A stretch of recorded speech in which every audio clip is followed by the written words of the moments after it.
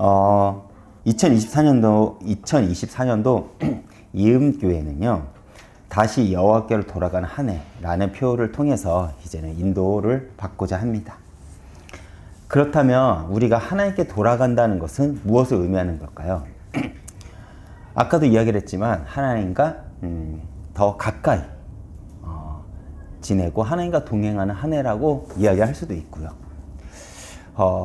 우리가 2023년도 믿음이 무너졌다면 다시 믿음을 회복하자는 것입니다.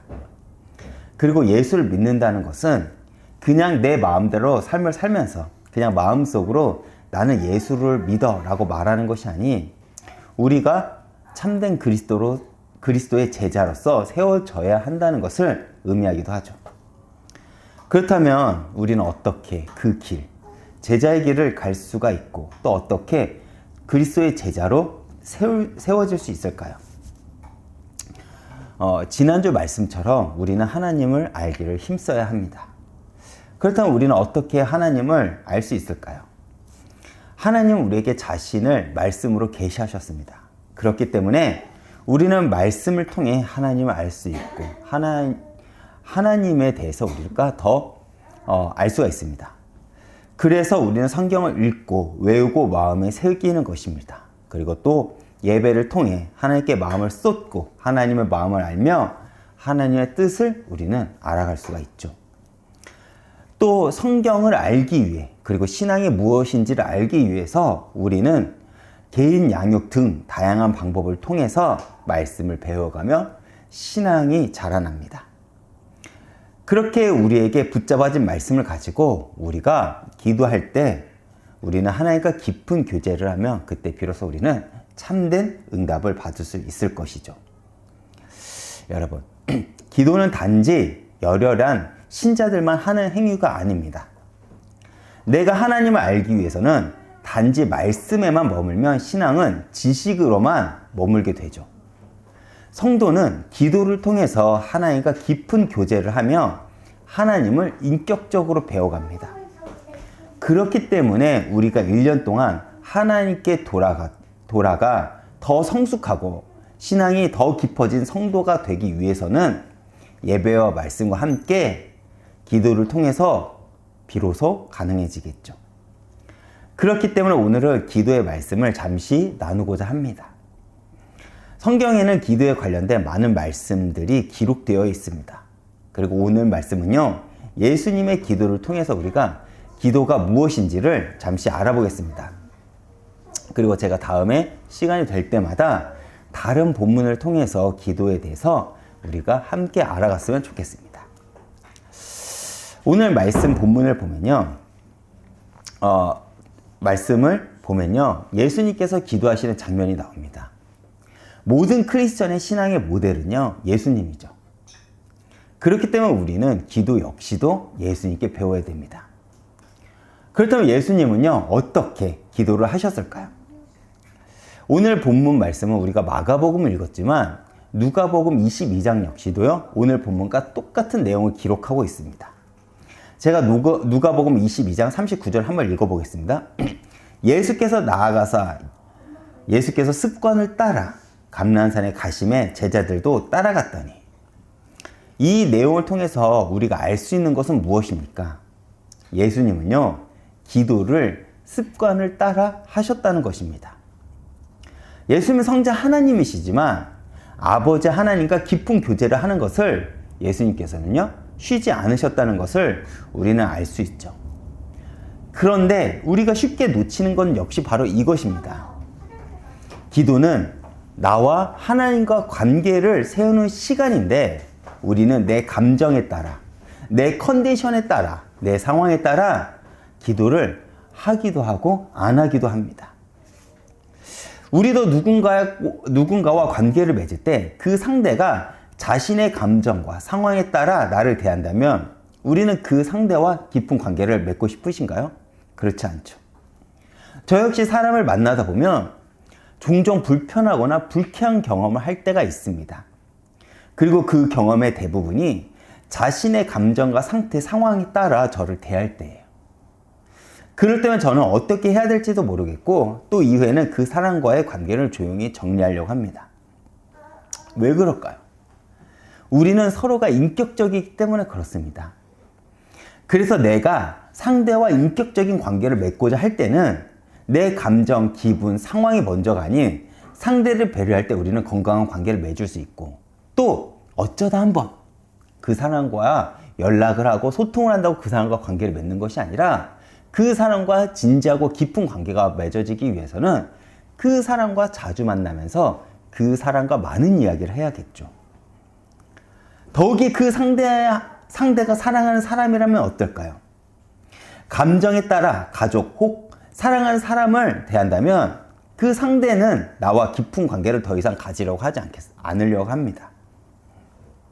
하나님과의 관계도 마찬가지겠죠. 우리는 하나님을 향한 믿음의 고백을 합니다.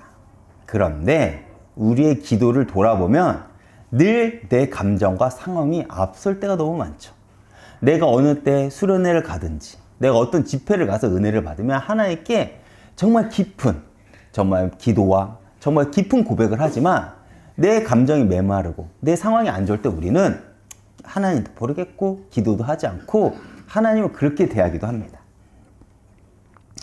그렇게 우리는 하나님의 뜻과 마음을 알지 못하죠. 하나님은 인격적입니다.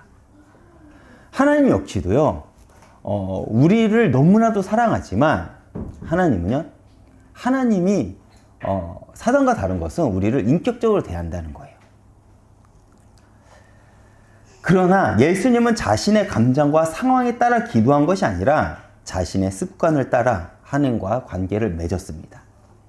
그렇다면 우리 역시도 마찬가지겠죠.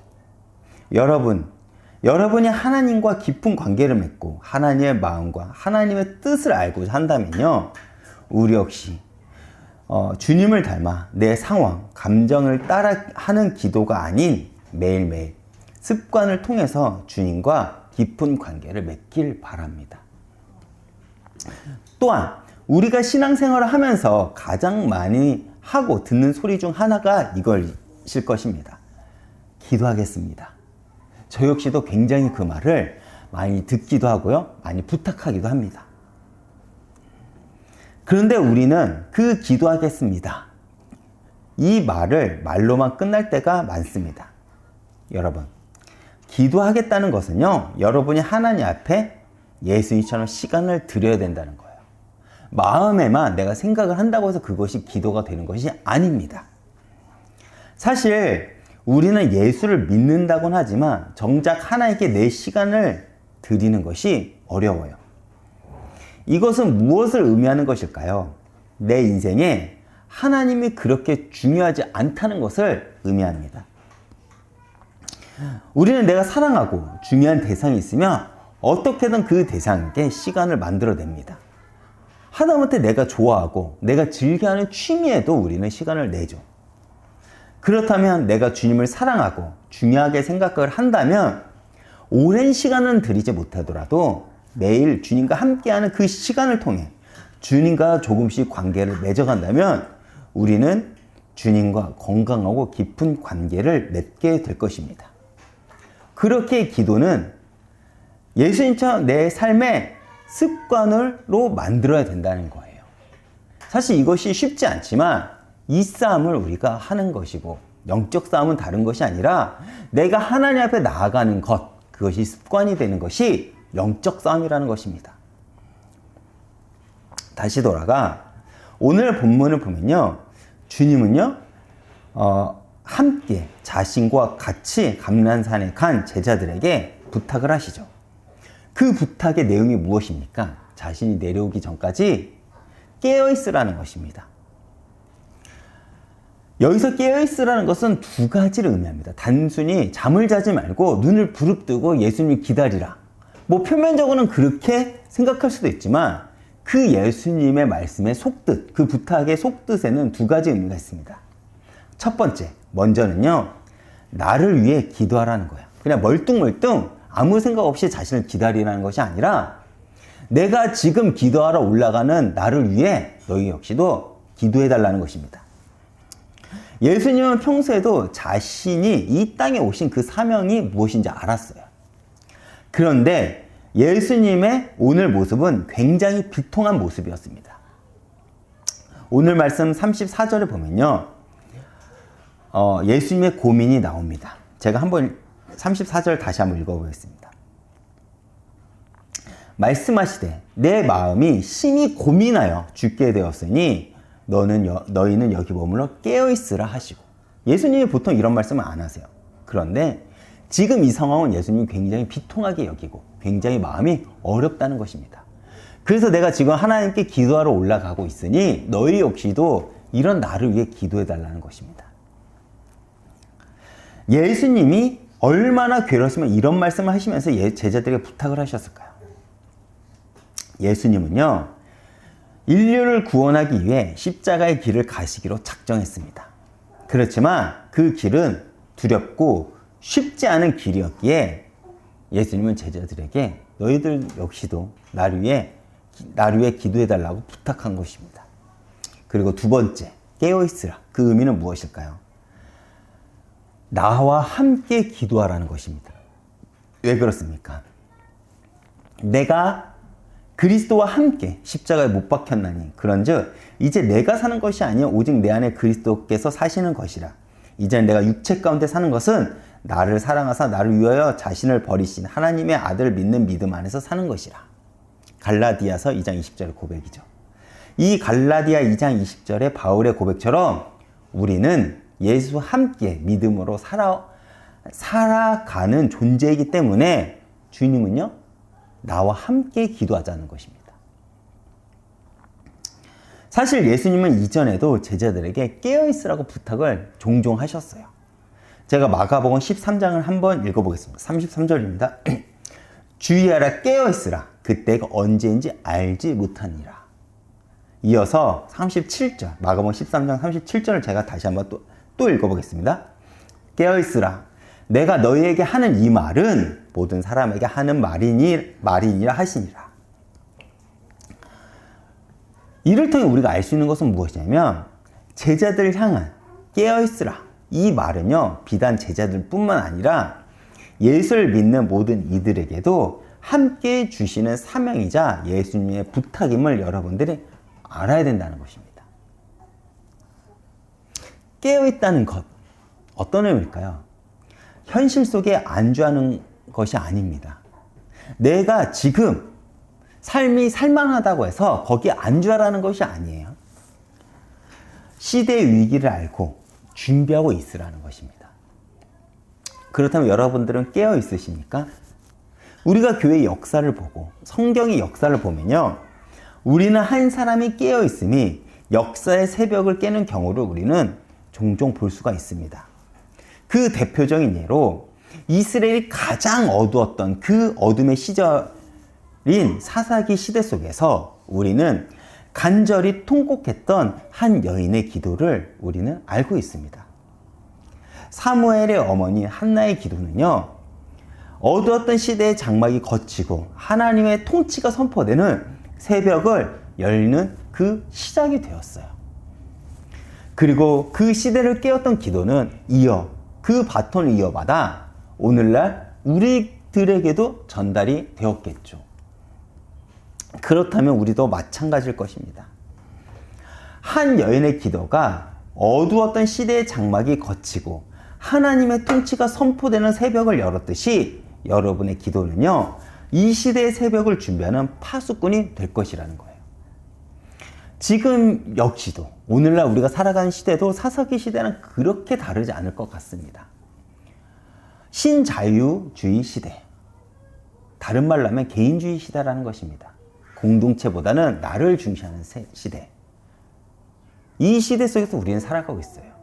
그 시대 속에서, 그 시대 정신 속에서 우리 자녀들은 크고 있습니다. 그 결과는요, 교회는 무너지고 있고 예배도 무너지고 있고 공동체는 무너지고 있다는 것입니다.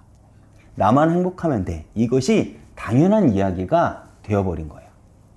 내가 누군가를 위해서 희생하고 누군가를 위해서 수고한다는 것을 바보처럼 여기고 미련하다고 여기는 그 시대 속에서 우리는 지금 살아가고 있습니다.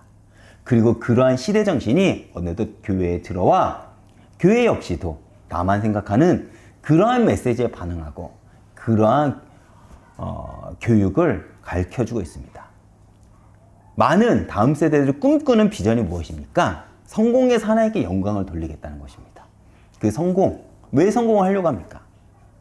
하나님께 영광을 돌리고 싶어서요? 아니면 내가 잘 먹고 잘 살기 위해서입니까?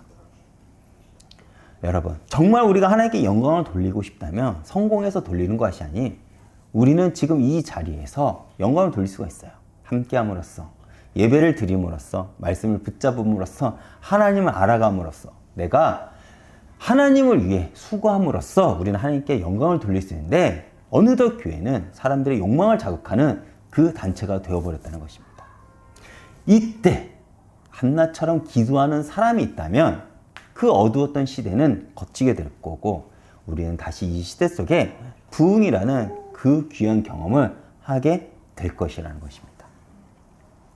다시 돌아가 누가복음 22장 40절을 제가 한번 읽어보겠습니다. 예수께서 힘쓰고 더욱 간절히 기도하시니 땀이 땅에서 떨어지는 핏방울과 같이 되더라. 여기서 예수님께서 어떻게 기도했다고 성경은 기록합니까? 땀이 피가 되도록 기도했다고 합니다. 땀이 피가 되도록 기도를 했다면 우리는 그 기도의 내용 속에 어떤 큰 대단한 담론이 있을 거라고 생각하지만, 정작 성경이 기록한 기도의 내용을 보면 이것입니다. 하나님, 가능하다면 이때가 그냥 지나가게 해주십시오. 어떻게 보면 굉장히 허탈해 보이죠. 그렇다면 왜 이렇게 예수님은 고통에서 벗어나게 해달라고 그렇게 간절하게, 애절하게 자신을 쏟는 기도를 하셨을까요? 우리는 예수님의 십자가의 고통이 단순히 육신의 고통의 차원으로만 머물면 복음을 온전히 이해하지 못합니다. 예수님이 가지신 두려움은요, 사실 육신의 고통을 뛰어넘는 것이었어요. 그것이 무엇입니까? 바로 아버지와의 단절입니다.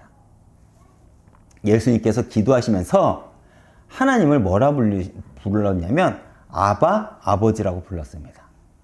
이 표현은 어떤 의미냐면 어린아이가 아버지에게 친근하게 부르는 아람어의 표현이에요. 사실 이 상황을요, 우리가 뒤집어 보면 굉장히 가슴 아픈 호칭이라는 것입니다.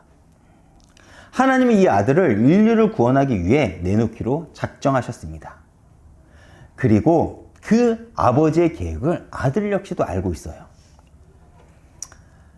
그 아버지를 향해 그 아들은요, 아빠, 아버지라고 부르는 거예요. 제 아이가 저한테 아빠라고 달려오는 것처럼 예수님 역시도 아버지께 어리광을 부리면서 그렇게 부르는 내용입니다. 그런데 아들이 자신에게 등 돌린 아버지를 바라보면서 아들 예수는 계속 부르짖는 그 모습을 여러분들 한번 상상해 보시기 바랍니다. 막 우리가 어떤 이야기나 어떤 이야기 속에서 자신을 버려두고 돌아서는 부모를 아이가 간절히 부른다고 한번 생각해 보세요. 부모와의 단절을 경험한 그 자녀는 얼마나 괴롭고 힘들었겠습니까? 그 상황이 예수님이 가장 고통스러웠다는 것입니다. 만약 하나님께 마음이 있었다면 가슴 찢기는 아픔이었을 거예요. 그런데 예수님은 우리의 죄로 전 인류가 경험할 하나님의 진노를 가라앉게 하기 위해서 십자가의 길을 순종하심으로 십자가를 받아들이시죠. 괴롭지만, 아버지와 단절이 너무나 두렵고 고통스럽지만, 자신에게 등 돌려버린 그 아버지를 간절하게 불러보지만 예수님이 알고 있는 것입니다. 그 이유가 무엇인지요. 십자가는 무엇입니까? 구원의 또 다른 모습입니다. 십자가가 없다면 우리의 구원도 없을 것이죠. 예수님은 기도를 통해서 아버지의 뜻을 받아들이고 그 길을 가심으로 우리에게 구원의 길을 여셨습니다. 이것이 예수님이 하나님께 부르짖은 그 기도의 모습입니다. 그런데 이 두려움과 고통 속에서 기도는요, 하나님의 뜻을 아는 시간이기도 했습니다. 그렇다면 우리도 마찬가지겠죠. 주님이 우리에게 기도하라는 그 이유는 무엇입니까? 물론 기도를 통해 우리는 응답을 받습니다. 그리고 그 응답은 우리의 간증이 되기도 하죠. 그러나 기도의 또 다른 유익은 무엇이냐? 그 기도를 통해서 지금은 모르지만 아버지의 뜻을 알게 된다는 것입니다. 지금은 이해하지 못하고 지금은 고통스럽지만 우리는 그 과정 속에서 기도를 하며 그 기도를 통해 하나님께 뜻을 물어가면서 우리를 향하신 하나님의 마음을 조금씩 알게 된다는 것이죠. 그리고 분명한 것은 신자의 기도의 삶의 끝은요, 슬픔과 원망이 아닌 반드시 그 끝에는 기쁨과 감사가 있을 것이라는 것입니다. 그렇기 때문에 예수 잘 믿는 이들의 간증을 돌아보십시오. 정말로 잘 믿는 사람들을 보면요, 내가 예수를 잘 믿어서 이렇게 성공했다, 내가 예수를 잘 믿어서 이렇게 넉넉하고 평안하게 산다가 아니라 내가 이 고통 속에서 하나님께 감사함을 배웠습니다 라는 것입니다. 저는 사실 그들의 고통을 100분의 1, 1000분의 1, 만분의 1도 이해 못할 간증들이 굉장히 많아요. 근데 우리가 정말 가끔 어떤 유튜브를 통해서 나와서 간증하는 그 내용들을 보면요, 어떻게 저 상황 속에서 감사할 수가 있지라고 우리는 생각할 때가 있거든요. 근데 그들의 공통점 중 하나는 무엇이냐면 단지 내가 예배만 드린 거, 내가 봉사만 하고, 내가 말씀만 본 것이 아니라 기도를 했다는 것입니다. 기도는 우리에게 하나님의 뜻을 알게 하고 우리에게 감사를 만들어내는 비밀이 된다는 것이죠. 다시 돌아가 기도에 대해서 여러 가지 표현이 있습니다.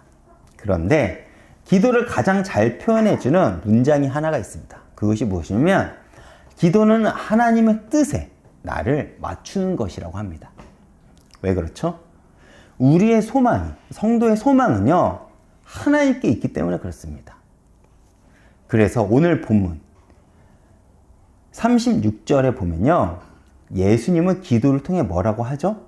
자신의 뜻을 이루어지기를 바라는 기도가 아닌 아버지의 뜻에 자신의 뜻을 맞추는 기도를 하십니다. 내 뜻이 아닌 아버지의 뜻대로. 그런데 생각보다 많은 사람들이 기도에 대해서 오해하고 있습니다.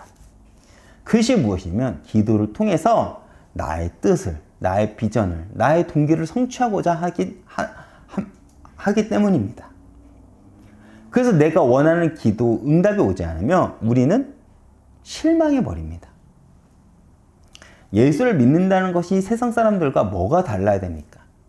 내 삶의 기준, 내가 살아가는 목적, 내가 살아가는 방법이 예수께 있다는 것입니다. 그것을 인정하는 것입니다. 그것을 받아들이는 거고요. 그 길을 묵묵히 가는 것입니다. 이 땅에 살아가는 이유가 내가 편하고, 내가 잘났고, 내가 좋은 삶을 위해 살아가는 것이 아니라, 살아가는 것에 목적이 있는 것이 아니라 예수께서 나에게 원하는 삶이 있기 때문에 우리는 그분의 뜻에 내 삶의 소망을 두고 살아간다는 것. 그것이 내가 예수를 믿는다고 우리는 말하는 것입니다. 그래서 예수를 믿는 것과 세상과는 다르고 우리는 구별된 존재, 성도라고 부르는 것입니다. 37절 제가 한번 읽어보겠습니다. 오늘 본문요. 돌아오사 제자들이 자는 것을 보시고 베드로에게 말씀하시되 시몬아 내가 한 시간도 깨어있을 수 없더냐? 앞서 예수님은 분명 제자들에게 자신이 돌아올 때까지 깨어있으라고 부탁하셨습니다. 그런데 예수님이 땀이 피가 되도록 기도하고 돌아오니 제자들은 자고 있는 것입니다. 그리고 그렇게 자고 있는 제자들을요, 예수님은 책망하시죠. 예수님의 책망, 단지 제자들이 자신의 명령과 부탁을 지키지 않아서 혼내신 걸까요? 아니요, 그렇지 않습니다. 예수님은요, 공생의 기간 내내 자신의 죽음에 대해서 말씀하시고 예언하셨습니다. 그러나 제자들은요, 그런 예수님의 말씀에 귀담아 듣지 않은 것이죠. 영적으로 너무나도 어두운 것입니다. 그들은 육신적으로는 예수님을 따랐지만 그들의 신앙은 여전히 어두웠고 여전히 추상적이며 여전히 육신적이었기 때문에 그렇습니다. 그들은 여전히 예수님을 육신의 왕으로만 생각했기 때문에 그 예수님이 죽는다는 표현. 에이, 우리 선생님은 이러한 기적도 베풀고 이러한 이적도 베풀었는데 설마 그렇게 쉬이 죽겠어? 그 예수님의 말씀을 가볍게 여긴 것입니다. 즉, 그들의 시선은 예수님의 왕이 되면 얻을 육신의 그 높은 곳에서만 있었던 것입니다. 그러나 우리 주 예수님은요, 우리를 만나기 위해 이 땅에 내려오셨습니다. 그리고 그 결과는, 그리고 그 과정은 십자가죠. 왜 십자가입니까? 만약 예수님이 그들의 기대대로 유대인들의 왕으로만 이 땅에 오셨다면 예수님께 올 수 있는 자들은 한정적이었을 거야. 먼저는 민족적으로는 유대인이고 그 중에서 가려서 신분이 있는 자들만 예수님께 올 수 있었을 것입니다. 그러나 예수님의 이 땅에 오심은요, 모든 믿는 이들에게 구원을 주기 위해서입니다. 그리고 그 과정은 십자가밖에 없기에 주님이 기꺼이 그 운명을 받아들이신 것입니다. 그렇게 예수님의 명령은 단지 잠을 참으라는 것이 아니에요. 너희도 깨어서 하나님을 바라보라는 것입니다. 그리고 주님은 그 길을 가는, 그 길이 두렵다는 걸 알기에 그 길을 가는 우리의 반석이요, 방패가 내가 되어주겠다는 거예요. 그리고 이 책망, 그렇게 이 책망을요, 우리는 우리에게도 적용을 해야 된다는 겁니다. 왜 그렇죠?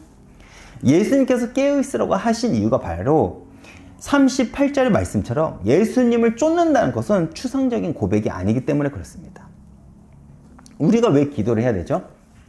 우리의 육신이 너무나도 약해서입니다. 여러분들의 다짐, 여러분들의 결단, 여러분들의 감정, 기분, 오늘 여러분들이 은혜를 받은 거 내일까지 이어갈 수 있는 자신이 있으신가요? 내가 오늘 했던 그 고백, 내일까지 이어질 그 자신이 있으신가요? 우리는 육신이 너무나도 약합니다. 그래서 우리는 기도해야 되죠. 그런데 문제는 무엇입니까? 우리는 너무나도 자신만만합니다. 오늘날 성도를 만나보면 너무나도 쉽게 신앙 고백을 해요. 우리가 은혜도 받고 믿음의 고백도 하지만 우리가 계속 신앙에 실패하는 이유가 무엇입니까? 바로 우리 삶에 기도가 없기 때문에 그렇습니다. 우리가 주님을 따르는 삶이 사실 두려운 길인 건 맞아요. 그러나 기도는요, 우리의 삶에 용기를 줍니다. 그리고 우리는 주님이 주시는 그 용기를 가지고 주님의 뜻에 내 삶의 자리에서 위로 산다는 겁니다. 주님이 주시는 용기로서 우리는 살아가는 것이지 내 결단, 다짐으로 우리는 그 길을 갈 수 없다는 것입니다. 그래서 우리는 기도를 하는 것이죠. 이런 제자들의 실패 현장은요, 주님을 다시 한번 확인하시고 주님은 이제 죽으러 가시죠. 마지막 밤, 그 외로운 밤에 처절한 그 순간까지 함께 할 수 없었던 그런 제자들을 구원하기 위해 예수님은 그 외로운 길을 홀로 걸어가십니다. 그러나 그들과 함께 가고자 해요. 왜 그렇죠? 처음에는 자신의 힘으로 주님을 쫓다 실패한 제자들은요, 이제 주님의 십자가와 부활을 경험하고 이 땅의 교회에 기초를 뒀는 하나님의 일꾼으로 새로 일어나게 될 것이기 때문에 그렇습니다. 그리고 하나님의 뜻을 이루는 그 삶을 살아가기 시작하죠. 그래서 예수님의 참된 제자가 되는 첫 번째 관문이 무엇이냐면 십자가를 통과하는 길입니다. 우리는 십자가를 통과하지 않으면 내 뜻을 그대로 붙잡고 있습니다. 그리스도의 죽음 속에서 우리는 내가 죽어야 되죠. 아까 제가 읽었던 갈라디아 2장 20절의 고백처럼 나 역시 십자가에 그리스도와 함께 못 박혀 죽어야지 내 안에 그리스도가 사시는 것입니다. 우리는 여기 제자들과 같습니다. 그래서 예수님의 베드로를 향해 시몬아, 왜 옛 이름을 불렀을까요? 잠들어 있는 제자는요, 베드로가 아닙니다. 베드로는 반석이죠. 베드로는 예수님의 십자가의 죽음 속에서 거듭납니다. 그리고 그 베드로는, 반석된 베드로는 그리스도의 복음을 전하다가 나중에 이야기를 보면 이 베드로는 십자가에 거꾸로 매달아 죽었다고 합니다. 여러분, 하나님의 사람들은요, 모든 시작은 십자가가 내 인생 속에 경험이 되어야 된답니다. 경험이 되어져야 합니다. 제자들은 부활의 주님을 만나고 성령이 내주에서 그들과 함께 시작하면서 삶의 방향이 달라졌습니다. 그들의 첫 번째, 그들이 원래 예수님을 쫓았던 목적은 무엇입니까? 높은 곳에 있기 위함입니다. 어떤 자리를 얻기 위함이고요. 자신들의 민족의 해방을 위해서 예수님을 쫓았습니다. 그러나 십자가와 부활을 경험한 그들의 삶은요, 이제 완전히 달라졌죠. 그들의 삶은 사도행전의 역사를 엽니다. 그 응답의 결과가 무엇입니까? 이 땅에 교회가 열매로 나타난 것입니다. 십자가를 통과하지 않은 믿음은 없는 것이죠. 그러나 십자가는요, 내 힘으로 통과하기에는 너무나 벅찬 무게입니다. 그렇기에 우리는 기도를 통해서 주님이 주신 용기와 힘을 얻게 되고 주님과 동행함으로써 우리는 그 십자가의 길을 힘들지만 묵묵하게 갈 수 있는 것이죠. 그래서 우리는 기도를 통해서 삶의 과정을 버티게 할 수 있으며 나아가게 한다는 것입니다. 결론입니다. 십자가가 가지는 가장 큰 메시지는 무엇입니까? 바로 순종이라는 것입니다. 아버지의 구원의 방법에 아들이 순종하는 사건이 바로 십자가의 사건입니다. 십자가의 절정은요, 아들의 순종이 있었습니다. 예수님 역시도 그 과정이 두렵고 떨렸어요. 그러나 우리 주님은 기도를 통해서 아버지의 뜻을 알았고 기꺼이 십자가의 길을 가셨습니다. 그리고 우리는 그분의 순종으로 인해 하나님과 원수가 되었던 신분에서 하나님의 자녀, 하나님의 백성, 하나님의 친구, 하나님의 자녀가 되는 그 신분으로 바뀌었습니다. 여러분, 신앙생활에서 가장 어려운 것이 무엇일까요? 사실 순종하는 것입니다. 하나님의 응답은요, 언제나 비단길을 깔고 오는 것이 아닙니다. 가시밭길을 걸을 때가 있죠. 그리고 사실 신앙생활을 하면 할수록 우리는 그 신앙생활이 굉장히 어렵습니다. 그러나 우리 주님은요, 우리가 갈 길을 아시죠. 우리가 기도를 하지 않는다면 우리는 우리를 향한 주님의 마음을 알 수 없기에 사실 현재 걷고 있는 이 가시밭길이 원망스럽기만 합니다. 그러나 기도는 우리를 향한 주님의 마음과 뜻을 알게 합니다. 더 나아가 우리는 기도를 통해서 나 혼자 그 수고와 무거운 길을 혼자 가지 않음을 알게 된다는 것이죠. 십자가를 진다는 것은 사실 위에서 말했지만 나 혼자 지고 갈 수는 없습니다. 그렇기에 우리는 기도를 통해 주님과 함께 함을 경험하고 그렇게 주님을 의지하고 그렇게 담대히 십자가의 길을 갈 수가 있는 것이죠. 우리는 그곳에서 주님을 깊이 만나고 주님이 주시는 엄청난 은혜를 경험하게 될 것입니다. 또 그곳에서 나를 너무나도 기쁘게 바라보시는 주님을 우리는 마주하게 될 거라는 것이죠. 또한 그렇게 우리는 내 삶의 자리에서 기도로서 그분의 뜻을 구하고 예수님이 하나님의 뜻에 순종한 것처럼 우리는 나아가면 됩니다. 기도는 가장 단순하지만 가장 최고의 순종의 모습이죠. 여러분 기도를 통해서 최고의 순종을 주님 앞에 보이시길 바랍니다. 그렇다면 여러분의 인생을 하나님은요 가치 있게 여기실 것이며 이 어두웠던 시기를 밝게 빛냈듯이 여러분의 기도를 통해서 다음 세대에게 빛을 보이는 그 응답을 여러분들 인생 속에 담게 하실 것입니다. 한 주도 이 말씀을 통해서 승리하시길 축원드리겠습니다. 제가 이번 주 찬양은요, 내 영혼아를 준비했습니다. 여러분, 기도는 내 영혼이 주님을 바라보게 합니다. 사실 예수님을 믿는다는 것은 쉽지 않습니다. 내가 포기할 것도 많고 감내할 것도 많습니다. 그러나 주님이 내 소망이 될 때 주님은 내 반석이요 나의 요새가 되어 나의 삶을 굳건히 붙드실 것입니다. 오늘 이 찬양을 통해서 큰 은혜 받으시길 바라겠습니다.